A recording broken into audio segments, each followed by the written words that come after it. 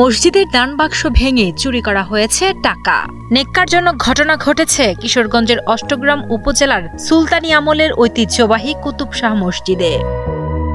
৩০ জুলাই গভীর রাতে কিশোরগঞ্জের অষ্টগ্রাম উপজেলার সুলতানি আমলের ঐতিহ্যবাহী কুতুব শাহ মসজিদের মূল দান বাক্সটি ভেঙে ভেতরে থাকা সমস্ত নগদ অর্থ নিয়ে যায় দুর্বৃত্তরা।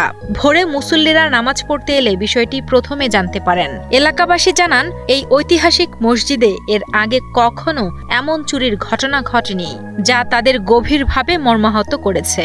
কালকে গভীর রাত্রে আমাদের শাহ কুতুব মসজিদের মেইন ফটকের সামনে যে দান বাক্সটি আছে, এলাকার কিছু দুষ্কৃতিকারী দ্বারা এটা ভাঙা হয়েছে এবং ভিতর থেকে অনেক মূল্যবান ধনরত্ন বা টাকা পয়সা চুরি করে নিয়ে গেছে। আমরা ফজর নামাজের পরে আমরা লক্ষ্য করে দেখি যে কে বা কারা দান বাক্সের যে উপরের ডাকনা আছে, এই ডাকনা সাকল দিয়া পাড়াইয়া ভেঙে সব টাকাগুলো নিয়ে গেছে।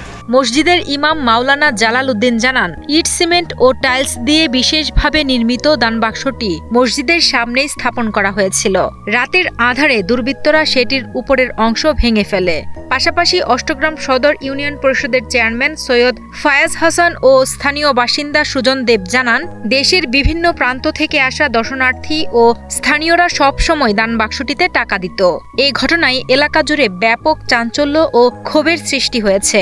ঐতিহাসিক কুতুব মসজিদের দান বাক্স চুরি এই প্রথম, আগে আমি আর কখনো শুনি নাই যে কুতুব মসজিদের দান বাক্স চুরি হয়েছে।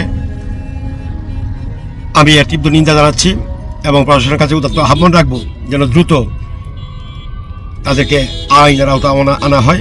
এবং আমি উপজেলা নির্বাহী কর্মকর্তার কাছে অনুরোধ রাখবো, যেহেতু সরকার কর্তৃক নিয়ন্ত্রিত আমাদের এই ঐতিহাসিক কুতুব মসজিদ, যেন সরকারিভাবে একজন পাহারাদার নিয়োগ দেওয়া হয়। মসজিদ কমিটির সভাপতি ও অষ্টগ্রামের উপজেলা নির্বাহী কর্মকর্তা দিলশাদ জাহান জানান, সাধারণত প্রতি ৩ মাস পর পর দান বাক্সটি খোলা হয় এবং প্রতিবার গড়ে ৫০ থেকে ৭০ হাজার টাকা পাওয়া যায়। তিনি এই ঘটনায় জড়িতদের বিরুদ্ধে দ্রুততম সময়ে প্রয়োজনীয় আইনি পদক্ষেপ নেওয়ার আশ্বাস দিয়েছেন। এদিকে অষ্টগ্রাম থানার ভারপ্রাপ্ত কর্মকর্তা রুহুল আমিন জানান, ঘটনাটির লিখিত অভিযোগ পেলে আইনগত ব্যবস্থা নেওয়া হবে।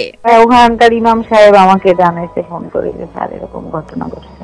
পরে থানায় জিডি করতে বলছি, আর আমি দেখতে গিয়েছিলাম। ৩ মাস হয়ে গেছে, খুলতাম শনিবারই খুলতাম। 3 মাসের মধ্যে আমরা খুলি। ধারণা না এখন কত টাকা হতে পারে, এটা তো আসলে না গুনলে বলা যেটা মুশকিল। অভিযোগ পাইছি তদন্তাধীন চলতেছে। এটি মসজিদ থেকে বেশ অনেক দূরে, এটা মানে নিরাপদ অবস্থায় 103-4 মাস পরে খোলা এবং অভিযোগ করছি মৌখিকভাবে, আমরা অনুলিখিত পাইনি, পাইলে আইন